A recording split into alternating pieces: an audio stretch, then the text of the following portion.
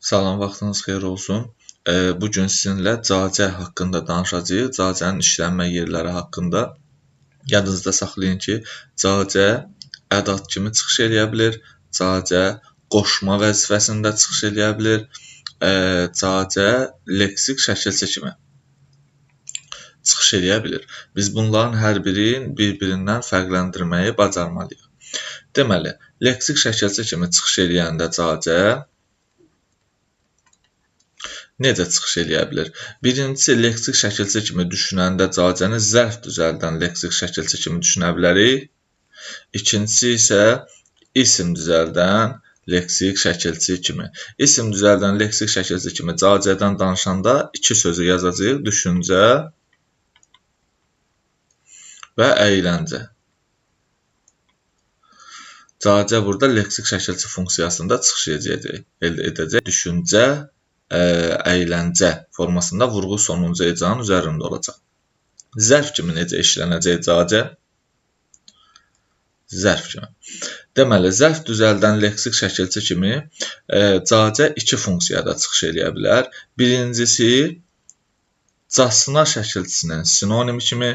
İkincisi, dil bildirən sözlərə qoşularaq.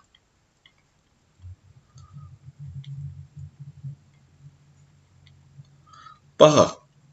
Deməli, casnanın sinonimi kimi, casna, cəsnə sözünə sinonim kimi. Məsəl üçün, deyirəm, qəhrəmanca və qəhrəmanca. Qəhrəman, artıq casna ilə yazaq bunu da, casna. Görürsünüz, buradakı cacə artıq casnanın sinonimi oldu və leksik şəkilçi funksiyasında çıxış elədi.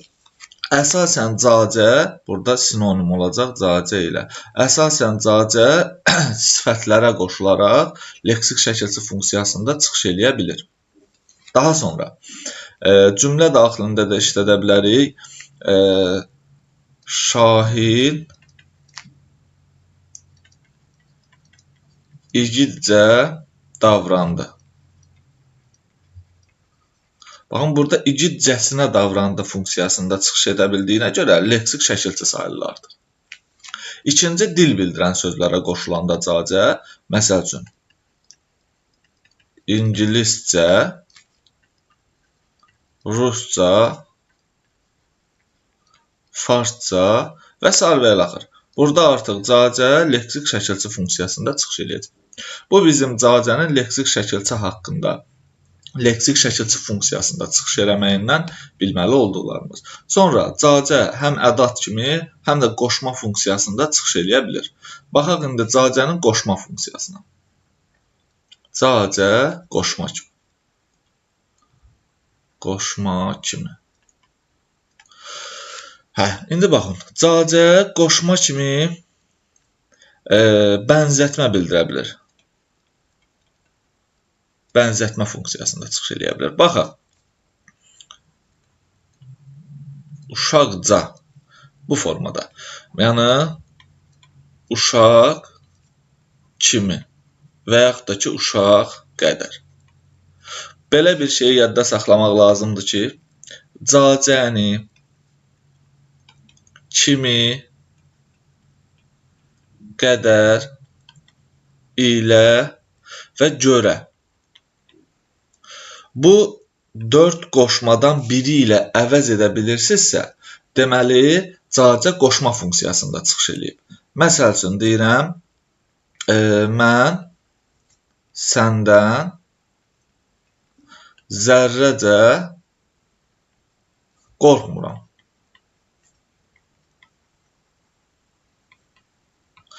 Zərrəcədəki cacəni nə ilə əvəz eləyə bilərik?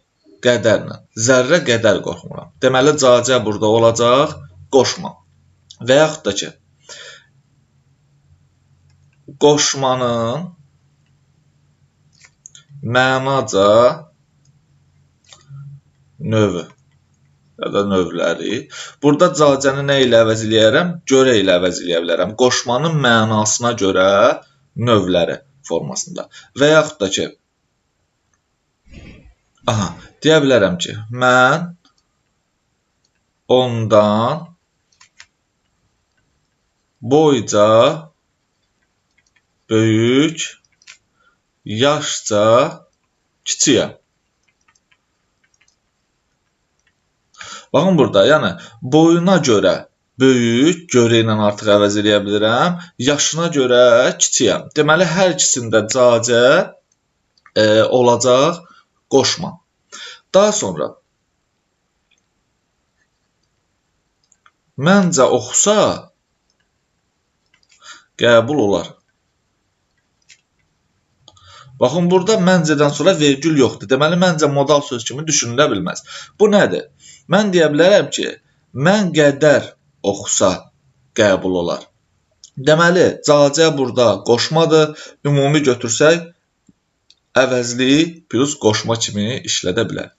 Bir də yadda saxlayın ki, cacə ilə də əvəz oluna bilir. Yəni, ilənin sinonimi kimi də çıxış eləyə bilir.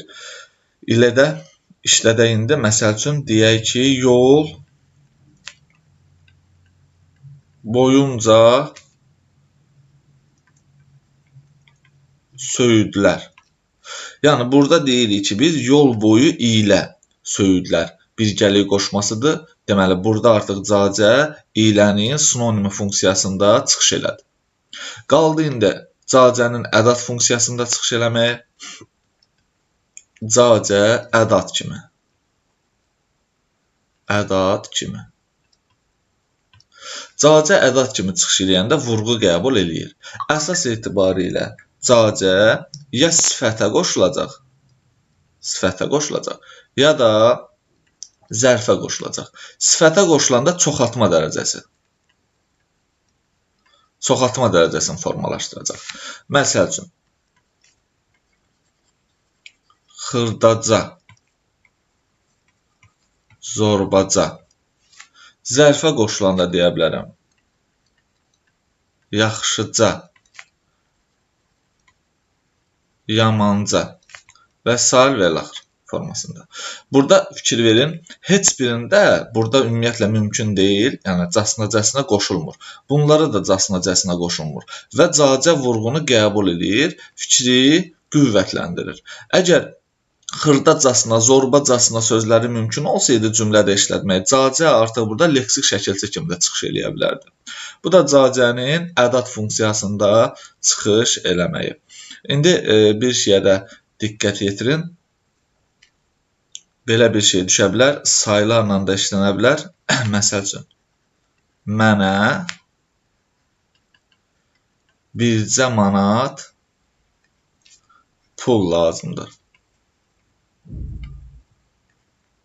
Burada cacə bircə manat vurğu qəbul edir və yenə də ədad funksiyasında çıxış eləyəcək.